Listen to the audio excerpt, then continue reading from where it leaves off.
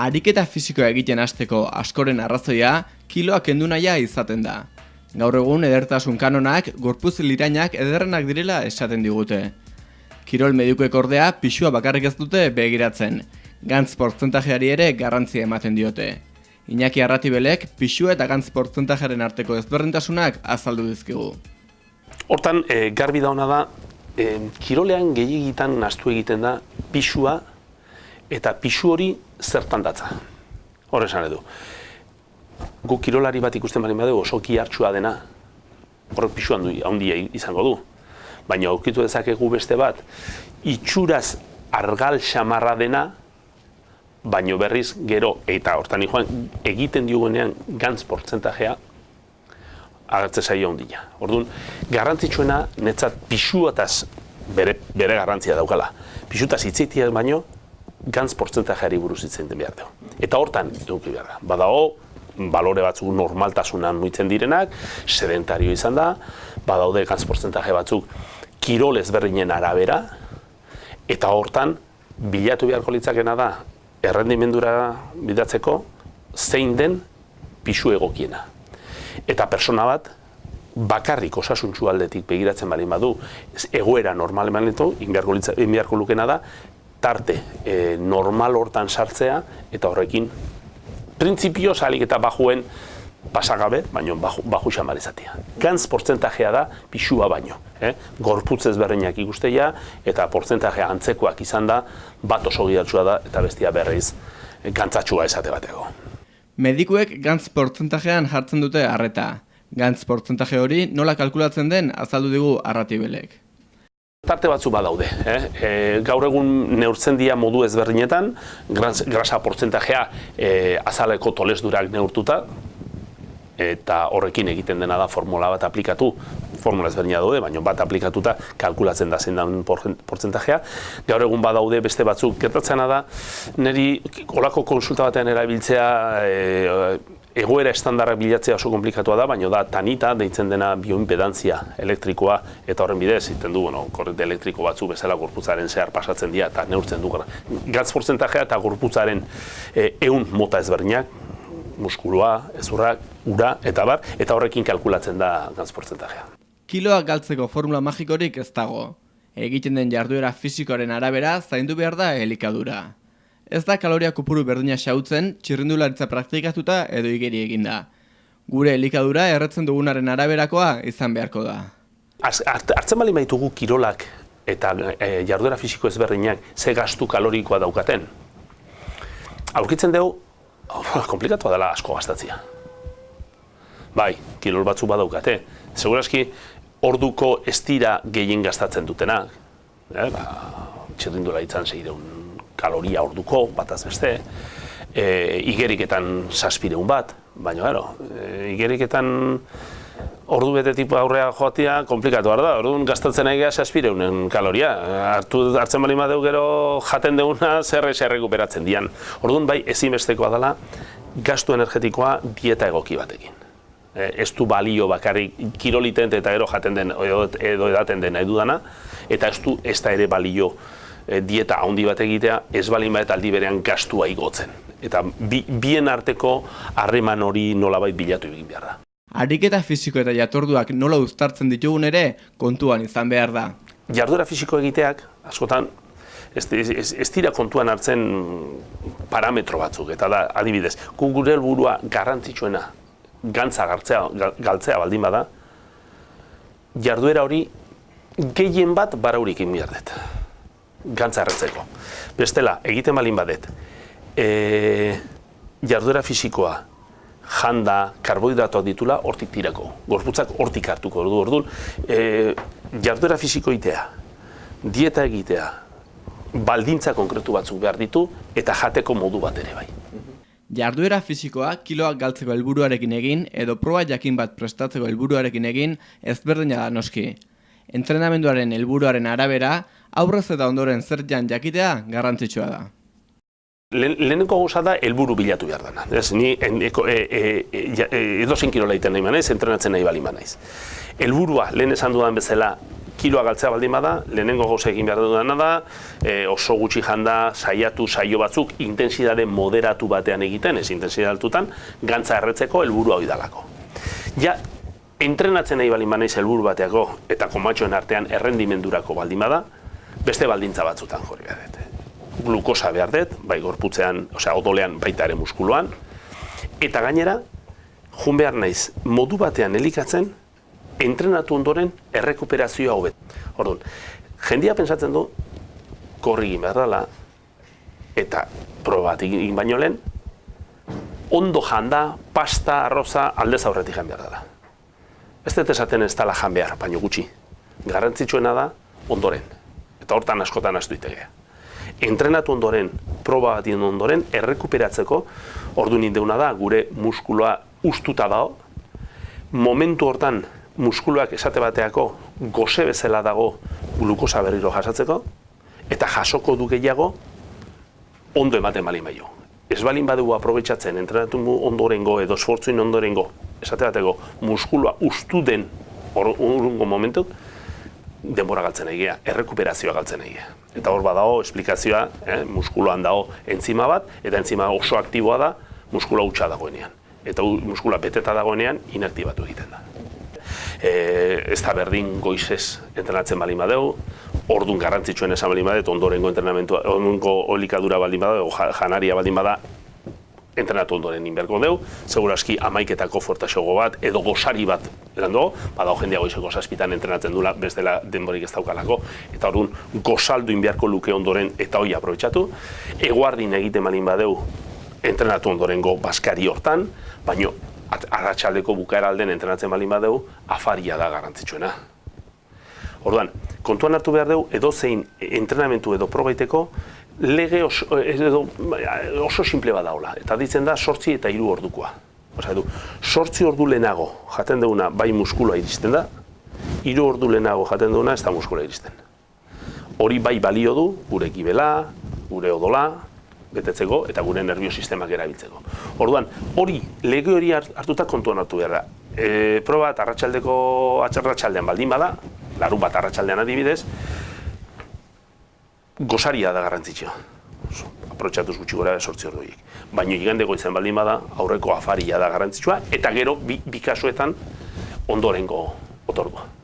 Jarduera fisikoa egin ondorengo otordua. Askotan jarduera egin aurretik jaten dugunari arreta berezia jartzen diogu.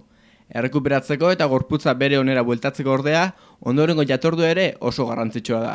Proban ondoren errekuperatzeko, eta baita ere nola prestatzen dugun proba hori.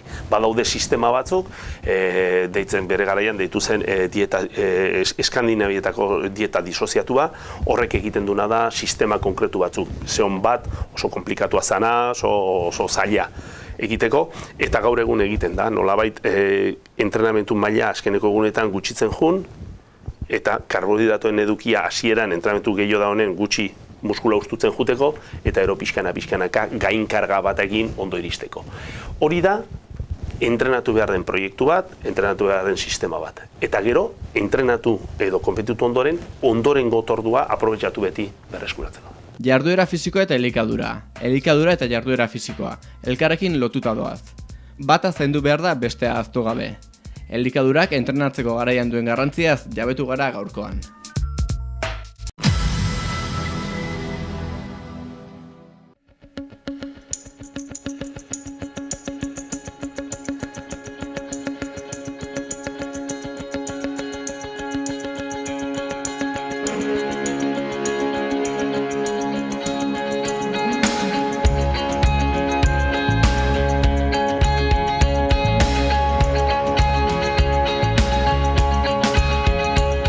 Bike triala ezagutu asmoz hurbildu gara Tolosako Usabal kiroldegiaren atzealdean kirolo praktikatzeko egokitutako gunera. Bike trialaren funtsa bizikleta gainean, oina lurrean ahaldela jarri gabe oztopoa gainditzea da. Kirola hau ezagutu asmoz Tolosan kirolo praktikatzen duten gaztetxoekin eta hauen entrenatzailearekin izan gara. Beraiek azaldu dizkigute kirol honen xehetasunak. Kirola hau egiten hasteko bizikleta beharrezkoa da. Lehenik eta behin txirrinda da garrantzitsuena hasteko, eta batez ere gurasoen laguntza bestela beraien laguntzarik gabe ez dago txirrinda lortzerik, ez gero entrenamendutara eta kompetizioetara joateko. Beraz, hori dire lehenengo bi gauza garrantzitsuena. Bizikletaz aparte kaskoa eramaten da normalean, eskularru batzuk eta espinillera batzuk, pedalen eta arroken kolpeak saihesteko. Aurrekontua hasteko horrela lehenengo gutxi gora bera 2.000-3.000 bat euro eta gero gogoak batez ere. Bai, babesle aldetik laguntza batez ere hasieran oso zaila da, zeren kirol hau ez da oso ikusia, ez telebistan eta ez beste lekuetan. Beraz, hasieran batez ere oso zaila da beste etxekoa ez den beste laguntza bat jasotzea. Adin guztietan hasten da jendea, 6 urtetatik hasita, hortik aurrera. Mundu osoan ez dakit seguro esaten, baina konpetizioetara, hemen Gipuzkoa eta Euskadi mailako konpetizioetara gutxi gora bera 60 bat pilotu joaten gera. Eta gero mundu mailan 100 bat pilotu juntatu gaitezke, baina ez da hortikan gora igotzen normalean. Mutilak asko gehiago. Aurten pixka bat harrituta geratu gara, zeren munduko kopatan 16 neska, 14 neska inguru egonda munduko kopa guztietan, eta aurreko urteetan ez dira horrelako zifrak lortu. Gero ez da neska gehiago eta horrekin konparatuta mutil gehiegi. Kirol honetan punta-puntako txapelketetan lehiatzeko entrenamendu ordu asko behar dira. Entrenamenduetan, gimnasioko lana eta bizikleta gaineko lana uztartzen dira. Denboraldia martxoan hasten bada ere, urte osoan banatzen dute entrenamenduetako lana bike triala praktikatzen duten kirolariek. Ezberdin behar dugu neguko etapa eta udako etapa, ez? Denboraldia hasieran, bai gimnasio eta bai entrenamendu fisiko gehiago sartzeitegu. Eta, eguraldi txarra dela eta, gimnasion, saiatzen geha egunero juten eta ordu pare bat sartzen. Eta, gero udako etapan ja munduko kopak eta Espainiako txapelketa, europeu aste dianean, hor ja perfekzionamendu eta teknika gehiago lantzen dugu. Bizikleta egunero hartzen dugu, ordu terdi bi orduan. Eta gero asteburuko txapelketa gehitzen dira normalean guzti horri. Denbora desiente juten da entrenamentutan. Kontuan hartu asteko 7 egunetatik 5 egun ibiltzen gara entrenatzen eta egun bakoitzean saiatzen gara 2 ordu inguru entrenatzen. Hortaz, ordu horietaz aparte, esan bezala konpetizioak bai sartzen dira eta bidaiak eta ordu asko. Denetarik, azkenean txapelketetan denetik aurkitzen duzu, bai artifiziala, naturala, eta komenigarria da bai adibidez Tolosako parke hontan bezalako eremuak aurkitzen duzu konpetizioetan, bai leku naturala erreka baten adibidez, eta komenigarria da leku desberdinak kombinatzen joatea. Askoik ez dago, eremu hau aurkitu dezakegu indoor modun, eta gero gehien bat hemen Euskal Herrian leku naturala ditugu, bai hondartzako espigoiak, erreka, zulok, mendik, denetarik, baina gehien bat leku naturala dira hemen gehien aurkitzen dituguna. Sorte eduki dugu, leku indoor bat eduki dugulako entrenamenduk garatzeko, baina aipatu bezala, negun gimnasio ordu gehiago sartzen ditugu bizikleta gainean baino. Eta gero igualdi txarra egiten duenean ere entrenatzea ondo etortzea, lasterketak askotan aurten adibidez 5 munduko kopetatik 3 euriak harrapatu dugu, osak ondo etortzen da bustin eta egoera txarretan ere entrenatzea. Unai Iraola bike trial entrenatzailea da. Ostiralero hainbat gaztetxo joaten dira bere entrenamenduetara. Iraolak diseinatzen ditu entrenamenduak kirol honetan hasi berri direnentzat, naiz deskarmentu gehiago dutenentzat. Azkenen, ni umeak ni ostiraletan etortzen geha, eta nire helburua izango nintzake pixkat guneak jarri, eta guneak umeak bizikletaren gainean eta oztopo ezberdinak gaindituz, gune horiek jartzea edo izango litzake. Pixka azten gera berotzen, pixka-pixkanaka, eta gero gune horiek egiten dira leku ezberdinetan esate baterako, zailtasun ezberdinetan gainditu behar dira. Umeekin, adibidez, bi talde dauzkagu. Alde batetik 5 urte 7 bitartean, da horiei ostialero entrenatzen dugu ordu bete, serio ordu bete. Igual gutxi xogo, baina ordu bete izango litzake. Eta gero helduak, ni ahalegintzen naiz ordu eta erdi entrenatzen, ja fisikoki eta teknikoki zailtasun handiagoa dauka. Eta ahalegintzen naiz gero asteburuetan, konpetizioa ez dagoen bitartean, igandetan olamatetan pixkat entrenatzea. Holako instalazio gutzako egokia da orain. Gero egunen baten bat elitea juten balin bada, ja beste gauz bat izango litzake, baina instalazio atletikan oso egokia. Ze pasatzen da? Euri egiten duen, aterpea beharko genukela, baina badukagu lokal bat, eta hor konpontzea pixkat entrenatzeko euri egiten duen, edo gauetan argia ez dagoenean entrenatzeko. Izibilko geha gutxi gara bera 10 bat. 5-6 ume esan deten bezala 5 urte, 7-8 urte bitartean, eta gero helduguak 8-9 urte, 16-20 urte bitartean nola izango dira helduak. Pixka-pixkanak ematen du jendea gehiago animatzen dela. Esan dezagun dela kirol bat ez dela erresa, kosta egiten dela, eta entrenatzeko denbora asko behar dela. Hori da. Kirolarien lana garrantzitsua da, baina kirol honetan bizikleta ongi prestatuta izate ere ezinbestekoa da. Irene Kaminosek erakutsi digu bere bizikleta eta honen ezaugarriak.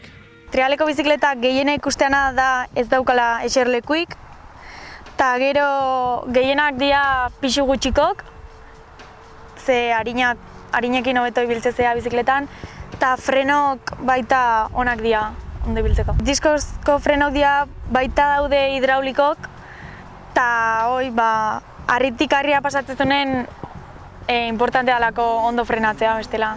Lehenengoakin ibili nintzen urte bat, bigarrengoakin urte terdi, eta hau 5 hilabete zeukiko ditu. Nik daukat Arzuaga bizikletakin daukat, eta bestela depende zera bilera matiozun. Denak neurri berdineko daude, gero txikintzat motzagok izatea, baina denak medida berdineko.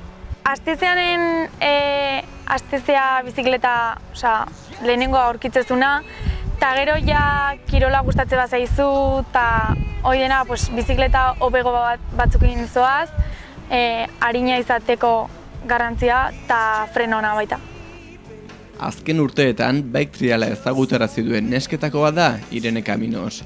Bike triala praktikatzen hasi zenetik, 4 urte pasa dira eta egun mundu mailako lehiaketetan ere parte hartzen du.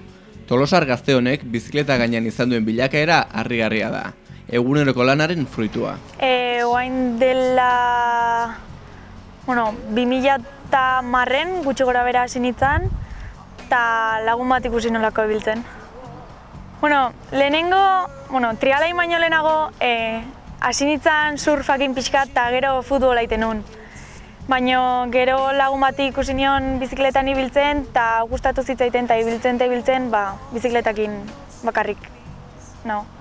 Asko entrenatzea da helburua, eta entrenatzen gauzakatea aitea, eta 2013ko Joku Mundialak uste nulako ez nula ez erringo, eta junitzen ondo pasatzea eta ikastea, eta 3. gehatu nintzen, eta horrekin oso pozik gehatu nintzen. Hasi zianen bakarrik 3 bat zeuden konpetitzen, eta oain jende asko, neska asko hasia konpetitzen, eta oain dela, oain gehiago daude. Ni ikasketak ez zaizki gustatzen bizikletakin gehiago, emate, denbora gehiago pasatzet bizikletakin, baina, bueno, agenda ematea, bueno, ikasi eta gero bizikleta aldetena. Daukau, Hondarribin dao Jon Areitio, 2014en gehatuala 3. munduko kopan, eta, bueno, txikik hasi ja, guain asko daude, txikik eta ondo. Dena, kirol gehiena da futbola eta baloiakin dena, eta, bueno, bizikletaz bizitzea oso zaila da, eta ez dut ikusten lotuta. Dena berdina, bazkalduta dena berdina, bakarrik entrenatu itet eta jazta. Jon Areitio eta Gorka Susperregi ere trial munduan punta-puntan aritzen dira. Bide ezberdinetatik iritsi ziren trialeko bizikleta gainera, baina biak aurrera jarraitzeko asmoa dute. Kirol honetan nola hasi ziren eta harrezkero egindakoaz hausnarketa sakona egin digute. Kirol honetan hasi nintzen batez nire aita eta nire inguru batik, beti motorzalea eta trial inguru ibili da. Eta, bueno, txikitatik hasi nintzen bazterran hasten eta 6 urtetan hasi nintzen lehenengo lasterketak egiten hemen Euskadi eta Gipuzkoa mailan. Eta, bueno, gero pixkanaka hobetuz, orain arte gauden mailara iritsi arte. Beste zenbait kirol probatu ditut, bai triala motorran, arraunare bai probatu nun, baina, bueno, azkenen momentu bat iristea, beste kirolen artean bakarra aukeratu baretzu eta, honekin gehatu nintzen. Ezberdintasuna desente, azkenean bizikletan gehien bat zure teknika landu eta zure gorputzakin manejatu behar duzu bizikleta. Eta, bueno, motoan azkenean motorra aukita, askoz gehiago jogatzezu bai motorra eta bai enbrageakin, eta, bueno, desberdintasuna nabaria dira horregatik bizikletakin hobeto moldatzen naiz eta hortan jarraitzea aukeratu nuen.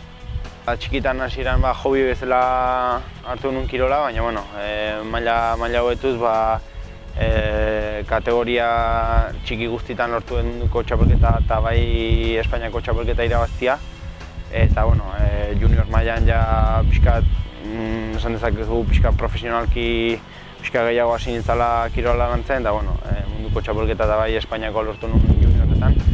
Eta orain, maila absolutuan nago eta, bueno, ikasteko etapan. Azkenean denboraldia Gipuzkoa eta Euskadiko txapelketakin hasten gaia urtarrila bukaeran eta oraintxe bukatzen dugu iraila bukaeran. Azkenen, entrenamendu ordutaz aparte, entrenamendu orduk desentek dira, baina hortaz aparte asteburu kanpon bizikletakin, entrenamendua, junetorriak, azkenen, ia urte oso amatezu junetorrian. Junior, munduko txapelketa juniorretan irabazi nunean, urte borobila izan zen 2010, bai Gipuzkoa, Euskadi, Espainia mailan eta munduko txapelketa irabazi nuen juniorretan. Eta, azkeneko urte hau ere nahiko esanguratsua da, bai Espainiako txapelketa irabazi dudalako, munduko kopan 3. postua dut dudalako, eta, nahiko pozik. Ikasketa etapa hau bukatzen eta perfekzionatzen nabil, eta, espero dugu hurrengo urtetan, 3. postu honetatik hasita aurrera xego bukatzea. Ezinezkoa munduan izango dira pertsona pare bat, 3 honetaz bizi denean, bizio iraun egite dute.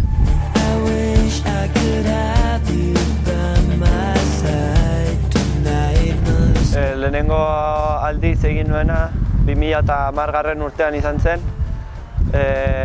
Nire orain laguna den Jonekin konpetizio batera joan ginen, elkarrekin, Aretxabaletan hain zuzen, eta han izan zen nire hasiera bezala. 10 urterekin, eta aurretik ez nuen asko entrenatu, beraz urduritasuna eta nabaritzen da.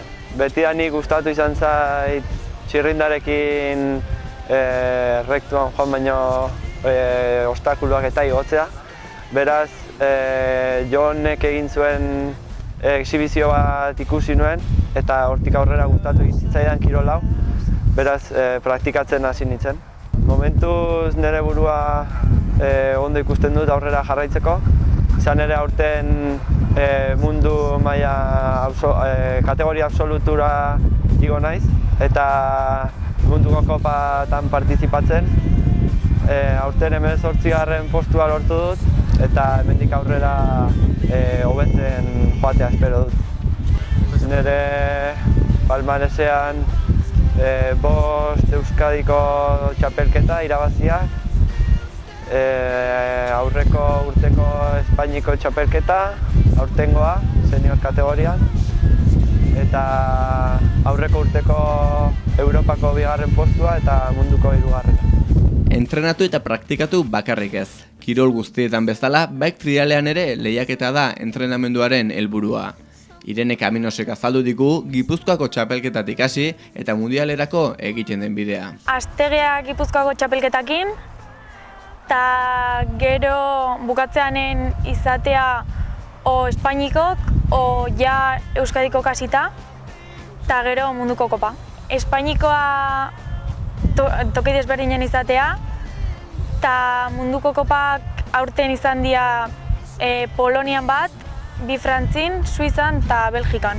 Gehiena hemen izatea Katalunian hasi zalako, eta gero guain hasia Frantzian asko ibiltzen, eta leku guztietatik. Honenak, elite mailan mutietan hemen, Espainin da gehien ibiltzeana, eta gero neskak Eslovakiadatik. Obstakulok eukitzea bizikletan ibiltzeko, eta izatea toki naturaletan, estela egurrak oharrik hau bezala.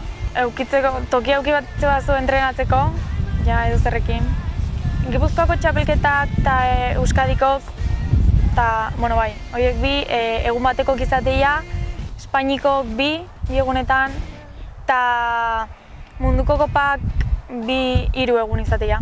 Euskadiko 3 nola jutegean, lehenengo jutegea gorkakin, iteitula final laurdenak, eta gero izatea zonak ikustea jutegea, eta gero ni izate naiz, gero gorka pasatze ba semifinaleta, semifinalak gorkakin iteiteu, gero bestela jonekin. Eta jonek iteitula semifinala, finalak eta superfinala. Neskan kategorin denak batea dira, 16 urtetik, haundinak 30 urte dituela, eta denak batea. Txikienak laguntzarekin, helduxeagoak bakarrik. Bizikleta gainean norberak habilidade ezberdinarekin denak aritzen dira bike trialean. Bizikletak errepidean ibiltzeko bakarrik ez, oztopoen gainean ibiltzeko ere balio duela ikusi dugu gaurkoan. Should I stay or should I go now? Should I stay or should I go now? If I go there will be trouble, and if I stay it will be double. So come on and let me know. This indecision's bugging me. Indecision may molest me. If you don't want me, set me free. Exactly whom I'm supposed to be.